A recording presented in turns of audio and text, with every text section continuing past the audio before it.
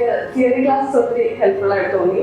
ഞാൻ ഇതിന് മുമ്പ് വേറൊരു ഇൻസ്റ്റിറ്റ്യൂട്ടിൽ കയറിയിട്ട് വന്ന ഒരാളാണ്. ഒരാഴ്ച ഞാൻ വേറൊരു ഇൻസ്റ്റിറ്റ്യൂട്ട് ക്ലാസ്സിൽ പോയായിരുന്നു. അപ്പോൾ എനിക്ക് അവിടെ ഞാൻ അത്ര സാറ്റിസ്ഫൈഡ് അല്ലാത്തതുകൊണ്ടാണ് എയർസിലോട്ട് വന്നത്. എൻ്റെ ഫ്രണ്ട്സ് റെക്കമെൻഡ് ചെയ്താൽ ഞാൻ എയർസി വന്നത്.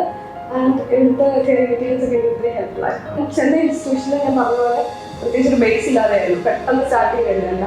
പക്ഷേ എയർസിൽ പ്രോപ്പറായിട്ടുള്ള തിയറി വഴി ഒത്തിരി ഹെൽപ്പ് ചെയ്തിട്ടുണ്ട്.